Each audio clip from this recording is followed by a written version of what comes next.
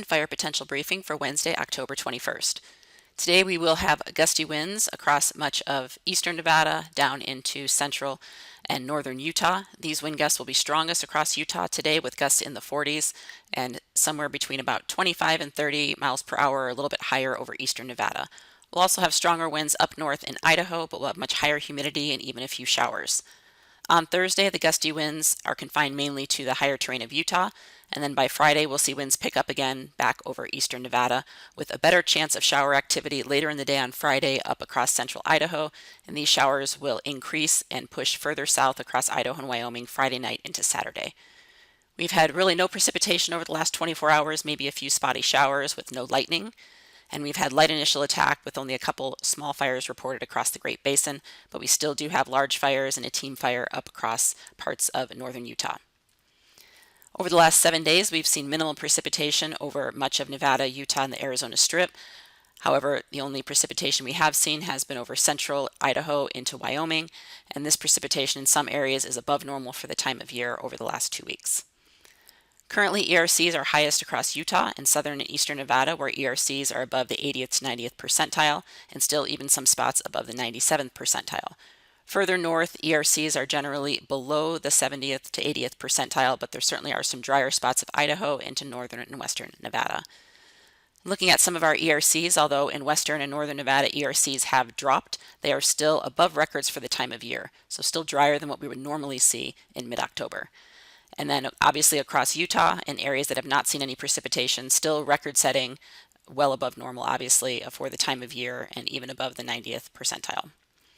10-hour fuel moisture still remain quite dry over much of Nevada and Utah, and obviously a little bit higher as you go further north with higher humidity and cooler temperatures. The satellite image from this morning shows still high pressure off the west coast, but cold fronts are now going to drop a little bit closer to the Great Basin. Throughout the day, later today and tomorrow, we will see the first cold front drop south, dropping our temperatures about 10 to 15 degrees over the northern half of the Great Basin tomorrow, along with those breezy winds that were indicated on the impact map, and then we'll see a stronger front for the weekend.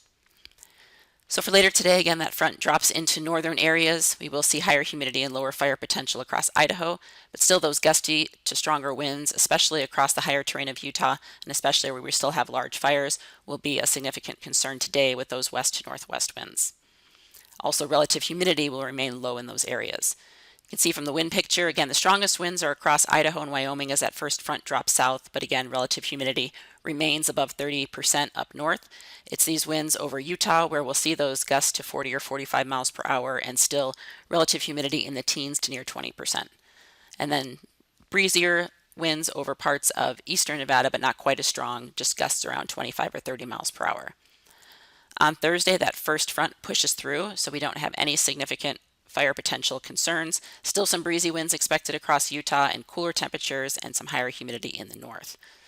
You can see from those winds, the stronger winds push a little bit further south in Utah, mainly tied to the higher terrain, but gusts likely between about 30 and 35 miles per hour. We still do have some lower relative humidity, obviously critical fuels in this area, so we'll be monitoring tomorrow for any addition of high risk in some of those higher terrain areas. However, further north and west, much lighter winds across Idaho and Wyoming, much cooler temperatures, and again, higher humidity in Idaho and even over parts of western Nevada. And again, Thursday is a day where we'll see that first drop in temperatures of about 10 to 15 degrees, where highs will only reach the 50s and 60s over the northern portions of Nevada and Utah. On Friday, we see that next cold front dropping south into the Pacific Northwest and northern Rockies, so we'll start to see moisture move into parts of central Idaho, so definitely decreasing fire potential along with cooler weather and some precipitation. On Friday, we'll see those winds increase again as that front drops south across central Idaho, but also over the higher terrain of Utah into eastern Nevada and along the Sierra front. Relative humidity will be coming up across Nevada and Utah, but still remaining in the teens on Friday. So we'll continue to monitor those winds for any increased fire potential briefly before the front moves through. Forecast amounts of precipitation. Initially, this is only through Saturday morning. We'll see the precipitation move into Idaho and Wyoming with the better chances of wetting rains up across northern Idaho and Montana. However, that precipitation will be pushing south into the weekend. On Saturday, that cold front digs a little bit further south, so we will see gusty winds across the Great Basin, especially over the eastern half of the region, but also cooler temperatures and higher humidity, dropping that fire potential. We'll continue to monitor areas of Nevada and Utah before the relative humidity increases, we may have to have some areas of high risk depending on the timing of the front. And then on Sunday is when the front really pushes through the Great Basin. We'll see temperatures drop an additional 15 to 20 degrees across the area.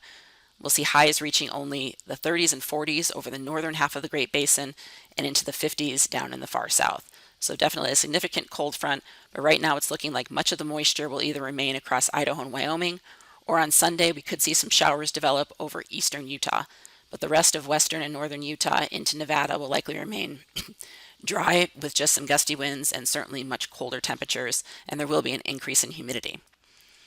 On Monday, that front pushes all the way through the Great Basin down into the southwest. We'll continue with breezy north winds, so we'll have to monitor some of those strength of the winds along with the relative humidity. It still looks quite dry behind the front, so we could have some impacts from wind with those northerly winds early next week. High pressure starts to rebuild again going into the middle of the week.